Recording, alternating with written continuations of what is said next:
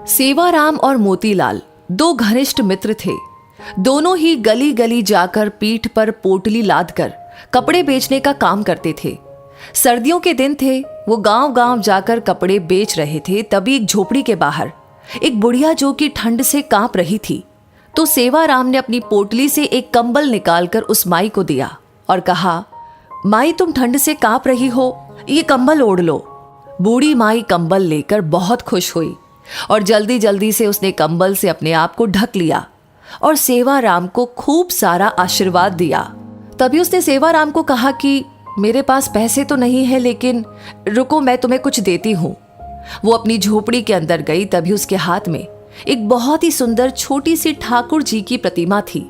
वो सेवाराम को देते हुए बोली कि मेरे पास देने के लिए पैसे तो नहीं है, लेकिन ये ठाकुर जी है, इसको तुम अपनी दुकान पर लगाकर खूब सेवा करना, देखना तुम्हारी कितनी तरक्की होती है, ये मेरा आशीर्वाद है। मोतीराम बुढ़िया के पास आकर बोला, अरे ओ माता जी, क्यों बहाने बना रही हो? अगर पैसे नहीं है तो कोई बात नहीं, लेकिन हमें झूठी तसल्ली मत दो। हमारे पास तो कोई दुकान ही नहीं है, हम इसको कहाँ लगाएंगे? इनको तुम अपने पास ही रखो।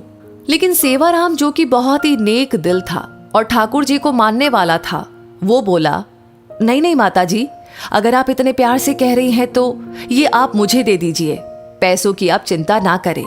सेवाराम ने जल्दी से अपने गले में पहने हुए पड़ने में ठाकुर जी को लपेट लिया और उनको लेकर चल पड़ा। बुढ़िया दूर तक उनको आशीर्वाद दे रही थी, हरि तुम्हारा ध्यान रखेंगे, ठाकुर जी तुम्हारा ध्यान रखेंगे। वो तब तक आशीर्वाद देती रही जब तक कि वो दोनों उनकी आंखों से ओझल ना हो गए। ठाकुर जी का ऐसा ही चमत्कार हुआ और अब धीरे धीरे दोनों की कमाई ज्यादा होने लगी। अब उन्होंने एक साइकिल खरीद ली।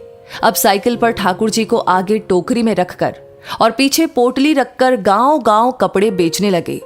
अब फिर से उनकी और ज्यादा कमाई होने लगी, तो उन्होंने एक दुकान किराए पर ले ली और वहां पर ठाकुर जी को बहुत ही सुंदर आसन पर विराजमान करके दुकान का मुहूर्त किया। धीरे धीरे दुकान इतनी चल पड़ी कि अब सेवाराम और मोतीलाल के पास शहर में बहुत ही बड़े बड़े कपड़े की दुकानें और कपड़े की मीलें हो गई। एक दिन मोतीलाल ने सेवाराम से कहा कि देखो, आज हमारे पास सब कुछ है, ये हम दोनों की मेहनत का नतीजा है।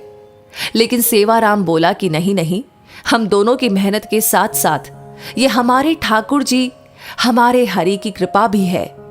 मोतीलाल बात को अनसुनी करके वापस अपने काम में लग गया।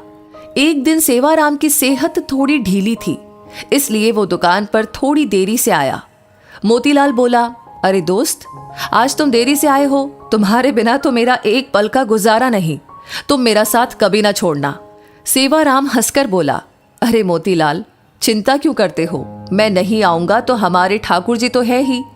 ये कहकर सेवाराम अपने काम में लग गया। पहले दोनों का घर दुकान के पास ही होता था, लेकिन अब दोनों ने अपना घर दुकान से काफी दूर ले लिया। अब दोनों ही महल नुमा घर में रहने लगे। दोनों ने अपने बच्चों को खूब पढ़ाया लिखाया। सेवाराम के 2 लड़के थे, दोनों की शादी कर दी थी, और मोतीलाल के 1 लड़का और 1 लड़की थी।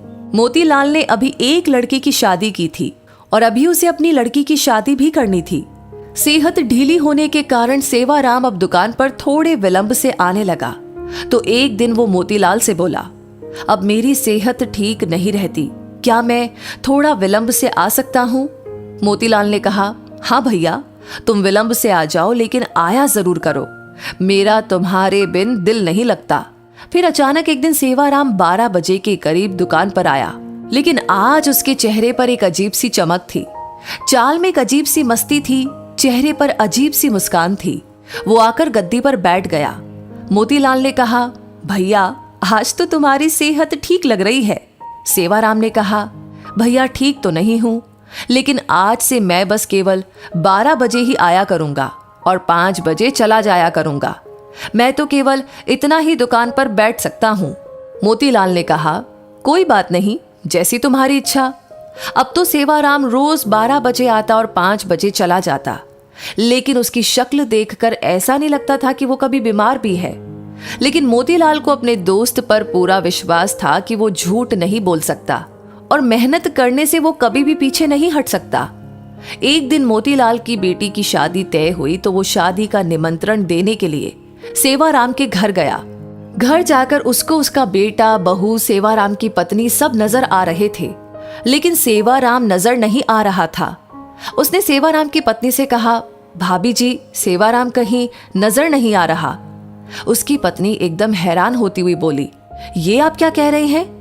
तभी वहां उसके बेटे भी आ गए और कहने लगे, काका जी, आप कैसी बातें कर रहे हैं? हमारे साथ कैसा मजाक कर रहे हैं?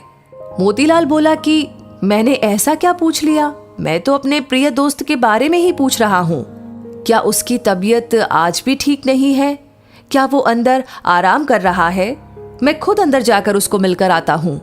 मोतीलाल उसके कमरे में चला गया, लेकिन सेवाराम उसको वहां पर भी नजर नहीं आया। तभी अचानक उसकी नजर उसके कमरे में सेवाराम की तस्वीर पर पड़ी। वो एकदम से हैरान होकर सेवाराम की पत्नी की तरफ देखता हुआ बोला, अरे भाभी जी, ये क्या? आपने सेवाराम की तस्वीर पर हार क्यों चढ़ाया है? सेवाराम की पत्नी आंखों में आंसू भरकर बोली, मुझे आपसे ऐसी उम्मीद नहीं थी भैया कि आप ऐसा मजाक करेंगे। मोतीलाल को कुछ भी समझ में नहीं आ रहा था। तभी सेवाराम का बेटा बोला, क्या आपको नहीं पता कि पिताजी को गुजरे तो 6 महीने हो चुके हैं? मोतीलाल को तो ऐसा लगा कि जैसे उसके सिर पर बिजली गिर पड़ी हो। वो एकदम से थोड़ा लड़खड़ाता हुआ पीछे की तरफ हटा और बोला, ऐसा कैसे हो सकता है? वो तो हर रोज दुकान पर आता है। बीमार होने के कारण थोड़ा लेट आता है। वो 12 बजे आता है और 5 बजे चला जाता है। उसकी पत्नी बोली, ऐसा कैसे हो सकता है कि आपको पता ना हो? आप ही तो हर महीने उनके हिस्से के मुनाफे के पैसे हमारे घर देने आते हैं। 6 महीनों से तो आप हमें दुगना मुनाफा देकर जा रहे हैं। मोतीलाल का तो अब सर चकरा गया। उसने कहा, मैं तो कभी आया ही नहीं। 6 महीने हो गए, ये क्या मामला है? तभी उसको सेवाराम की कही बात याद आई, मैं नहीं रहूंगा तो मेरे हरि है ना, मेरे ठाकुर जी है ना, वो आएंगे।